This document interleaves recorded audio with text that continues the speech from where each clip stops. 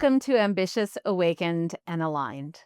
It's been a while since I've had a solo podcast, and I'm excited to be here solo because we've been working on something behind the scenes. It's obvious there's a lot going on in the world right now. We're in a state of transition, and I heard Brené Brown recently refer to right now as people are really struggling, that they are feeling dysregulated, disconnected, I would say discombobulated. There's another just a lot of disconnection from self and therefore disconnection from the greater world as well. And so behind the scenes, I've been working on really how do I play a role in that? Like what is the intention of how we show up here on Ambitious, Awakened, and Aligned and provide you with insights and practices and tools and learnings that can really support you as you're experiencing this in your own way and with your own teams and your own business and your own life. And so this today is the edge of evolution because what I feel strongly about is 2026 requires a reinvention of leadership and business, and that more than ever, it's time to start looking at things through a new lens. And it isn't necessarily that we want to throw throw the water out with what is it? Throw the baby out with the bathwater. No, we don't want to do that. But at the same time, we're ready. We're ready to reinvent. And so, welcome to this perspective today, the edge of evolution. And it's not really just a podcast today. It's really looking at it as more of a portal into a new conversation and a new perspective. So, for those of you who don't know me, I'm Laurie Hawkins. I am a leadership catalyst, a reinvention strategist, and the creator of a new program that is coming out. Kenny, I don't even think we can call it a program. It's a new movement, it's a new way of being called Awakened Intelligence, which is an operating system for leaders who are really ready to build businesses where technology amplifies humanity. Because as we approach 2026, the ground is shifting beneath our feet.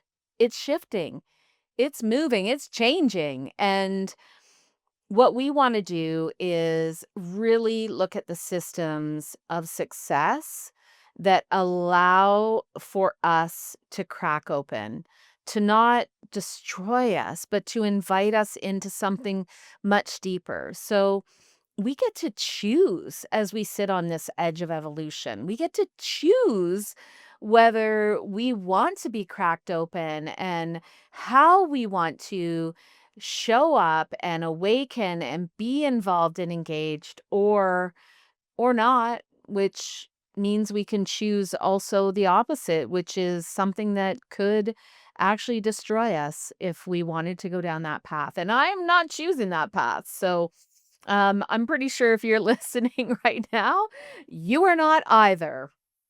And the conversation about this edge is really I think where strategy, soul, and science merge and where we stop reacting to change and instead we evolve with change. We look at it as an opportunity to move into, to really make a choice to allow expansion and evolution and reinvention, all words that can and have in the past maybe kind of freaked us out.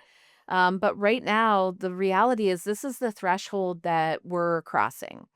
The old world of leadership was built on a few very strong pillars, and those pillars were control, predictability, productivity, and performance. And listen, it worked. There's no question. I was a part of that. I've been a part of those pillars. And At the same time, the new world that's emerging, those pillars are not going to be the key to success any longer. The key is going to be consciousness. And consciousness requires a level of awareness. And this is where awakening really comes to the forefront. We're moving from this management type style into this mastery type of environment. And it's not of others, but it's our own. It's our own mastery. So the past of like managing how things unfold and how we work with our people. Most important thing as we enter 2026 is how do we have mastery of self, which again is back to that awakening, that aliveness. Right now, I'm celebrating a year ago the launch of the Wake the F Up Festival. And that festival, when I look back at what the real purpose of launching that was, is this conversation. And people dipped their toes. There was a yes, we're ready and we're not. Yes, we're ready and we're not. And I think 2025 has been that year of we know that change is required. We know that transformation is required, and yet these old systems that we're so familiar with are pulling us back. And the reason for that is because we have to create safety in our system. We have to create safety in the nervous system of the businesses that we're involved in, whether that's our own or others that we lead in. Safety is the name of the game, and without that feeling of safety, then we can't move forward into a new paradigm. Technology, ooh, it's here. I can still remember 2 very distinct periods of my life that I just have these visual memories of, and one was when computers were kinda just starting to be something that you had to be able to use slightly in the business world. And that was my dad was in an executive position, and I can remember him sitting in our living room and learning to catch the letters on the screen. So it was this little game where the letters would come down and you would have to click the keyboard to grab the letter so that you could learn to kind of start to type. So I mean that wasn't that long ago. And then I think about myself entering the business world. And this is around, I'm going to say around 1996. My daughter was already born, and we did not go. I was a road warrior, a sales rep. And when we went out on the road, we did not have cell phones. I mean, there was, yes, the big mobile bagged phones that people kind of had started using, but it wasn't a requirement of our job, and it wasn't a consistent thing that was a part of what we did. Nor did we have our own laptops. So we would go into an office where basically we could use an old DOS style system to look up client information. Think about that. That is not very long ago. And look at how much has evolved since that moment in time, where we literally can't be anywhere without that device, like really sitting on our bodies. And so, technology is just going to keep evolving. And what's happening right now is AI is accelerating work, and it's not just accelerating work. This is where I really have been diving into from an energetic perspective. It's mirroring us. It's asking us, how awake are you as you create? Think about these questions. Are you building from fear or from frequency? Because here again, we have a choice. So when you're playing with some of these new technologies, these new AI capabilities, are you stepping into that with an awakeness, or are you just prompting it and taking the answer and running with it? because it wants to be in relationship with you, where you go back and forth and you create from this place where you're actually deeply awake, you're aligned to the vision and values you're working through. From this place, it can be a partner in your business in multiple ways. And also, when we think about the fear, because I remember when the internet launched, people were so afraid. And right now, there's so much fear around AI. And again, we can choose the fear path, or we can say, I'm going to be at my highest frequency when I start to engage with these tools and these opportunities and possibilities. And from that place, we have so much possibility and potential that we haven't even scratched the surface on yet. So I'm calling this shift the era of awakened intelligence. This is my AI, awakened intelligence. And really, it's the space where artificial, emotional, intuitive, and embodied intelligence can all weave together. Really pause in the perspective of that. The space where artificial, emotional, intuitive, and embodied intelligence can all weave together. You know, I love to talk about how things can coexist.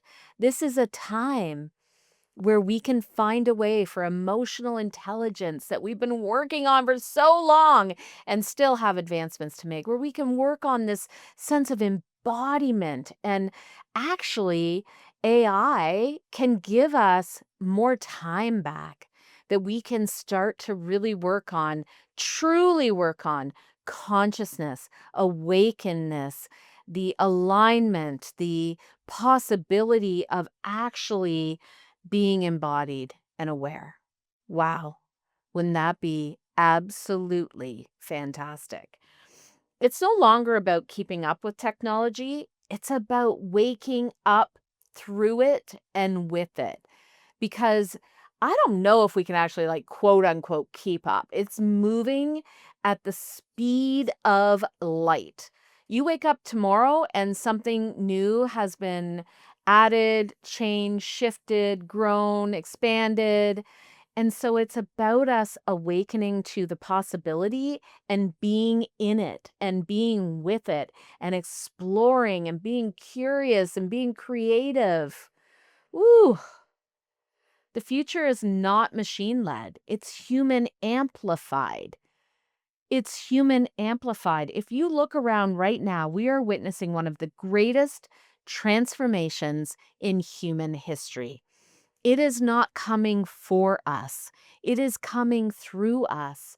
This is the lens that we have the opportunity to explore it through. So we can move from skepticism to curiosity. We can move from skepticism to curiosity, from control to collaboration. We are learning to relate to this new intelligence every moment of every day. Why not choose to look through the lens of possibility, to look at it differently, to really look at it as a capability of expanding in ways that you never even have imagined yet. I say yet. And so, if we can actually allow for a little bit of healthy skepticism, but curiosity will be our growth. That is where we will grow from. The more curious, the more questions we ask, the more that we step into the wonder of this thing, then the more that actually that will be the key to 2026, to stay open enough to explore what's possible. This will be our opportunity to test, to play, and to build conscious relationships with tools that are available at our fingertips. Because AI, it can't replace conscious, embodied, awakened leaders. It needs to collaborate with conscious, embodied, awakened leaders. We will need leadership through this time like we have never needed leadership in the past. Leaders who learn to co-create with it and with their people, who bring soul to the system, will define the next decade. I think about customer experience. I think about creating unique and powerful moments with your teams. I think about how you unfold connection and creativity. And those will be the pillars that replace all those P's that I talked about at the beginning. And in this dance, perhaps we will actually learn again what it truly means to be human because we are dysregulated and disconnected. And could this be the opportunity that we shift that? That instead we step back into humanity, that we learn how to collaborate, connect, and work together in beautiful, magical ways again. And I think we've got away from that a little bit. Leadership is really, when I think about the reinvention of leadership, I always come back to nature. I was talking to someone today, and she was saying how we need micro doses of stillness. Is that beautiful? Micro doses of stillness. Thank you, Laura. And the micro doses of stillness, I always look to nature. And I always look to nature to remind us how systems actually work. And how human beings work is so deeply aligned to how nature works. Nature is the original strategist. It doesn't waste, it doesn't force, it evolves. And I've spoken before on the podcast about biomimicry, which is how we watch nature from a science perspective and apply it to humanity and to systems that we can look at mirroring what nature teaches us. Every ecosystem on this planet operates through a kind of living intelligence, each element contributing exactly what it's designed to bring. Nothing competes for purpose, everything collaborates for balance. That's biomimicry, the art and science of learning from life itself. When we look to nature, we see that regeneration always follows release, that innovation is simply adaptation expressed beautifully. This is the future of business. Not hierarchy, not hustle, but ecosystem. Building ecosystems around how we leverage tools through the lens of humanity. Each person, each project, each system, it has a role. It has a unique frequency that contributes to the harmony of the whole. Some bring momentum and bold movement. Some bring grounding and structure. Some quietly compost what's no longer needed so new growth can emerge. This is the ecosystem. Every role is sacred. Every contribution is essential. And when we stop trying to be everything, instead become exactly what we are designed to be, we return to flow, the natural order that leads to sustainable expansion. The future of business is not about scale for the sake of scale. It's about synergy. Oh, I feel like we've forgotten that word, synergy. About remembering that reinvention isn't actually something we manage. It's something we're in allowance of. And when we align ourselves with the intelligence that already exists in every living system, and every ecosystem is a living system. Every business has a nervous system. Every business needs that nervous system to be regulated. And every person inside of that ecosystem needs to feel regulated. How do we drive that regulation? We've spent decades upgrading all of our external systems, but 2026 demands, it finally demands. We've been playing, we've been dipping our toes, we've been saying, oh, you know what? The inner game is what matters more. Well, guess what? 2026 will demand that we upgrade our inner systems. Our nervous systems are the real operating systems of leadership. When we're dysregulated, we leave from fear, control, and urgency. When we're grounded and regulated, we lead from clarity, from creativity, and from compassion. This is what awakened intelligence is built upon, the union of the algorithm and the awareness. It's a union, it's a harmony, the nervous system and the network, the pause and the progress. Inner stillness allows the progress. Whew, the nervous system and the system of technology coming into harmony. So, as we integrate AI, automation, and acceleration, we must also integrate embodiment, intuition like never before, and stillness. We actually need to learn what intuition really, really, really is and means because consciousness is what makes technology ethical. It's what makes strategy sustainable, and it's what makes leadership human again. If you're feeling both excitement and fear, good, because that's how I feel delivering this message. That's how I feel being a part of what we are experiencing right now. And if you feel that, like I feel that, it means we're on the edge of evolution. And guess what? It's uncomfortable. It's uncomfortable, but it's also sacred. In this new era, our task is not to do more. Finally, our task is not to do more. It's to relate differently to technology, to time, and to ourselves. The divine design within desire is guiding us towards what's next.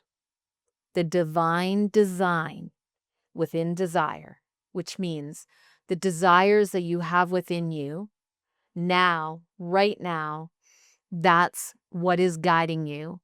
And really looking to that consciousness in our businesses, in our leadership, those will be, that will be, if we look at consciousness as the ecosystem, that will be the vehicle for the awakening that is required. So as you step into this week, ask yourself, what is my unique role in the ecosystem of change? What is your unique role in the ecosystem of change right now? That's the question I've been asking myself for the last 6 months. And each of us needs to ask ourselves that question right now. What is your unique role in the ecosystem of change right now? And where are you still trying to control what's meant to be co-created? Where are you stuck in those old paradigms? And instead, where can you step into a more collaborative co-creation type of role? So where am I still trying to control what's meant to be co-created? What would it feel like to lead as consciousness itself? What would it feel like to lead as consciousness itself? How can you put yourself in the biomimicry thought in nature and just go out in nature, stand there and watch the systems and step into deep consciousness and look around and say, what would it feel to lead from that level of consciousness? Because 2026 isn't about alignment of artificial intelligence. It is about the alignment of artificial intelligence and awakened intelligence. It's the collaboration of those two coming together. It's about remembering that the most advanced technology on this planet is still the human being. It's still the human being. The heart, the nervous system, the capacity to stay open in the face of the unknown. So take a breath. Take a big breath right now. You are not behind. You're right on time, standing on the edge of evolution. And from this edge, together, because we're in this together, we reinvent leadership and business for a world that's ready to wake up. Maybe a year ago at the Wake BF Up Festival, wasn't quite ready. Dipping toes. Now we're fully ready to wake up. Thank you for being here. Thank you for walking this edge with me. If this conversation resonated, share it with a leader you love. And if you're ready to bring awakened intelligence into your team or organization, just reach out directly to me. Let's start a conversation, human to human, heart to heart. Until next time, lead awake, lead human, and lead with heart. And I'll meet you on the edge.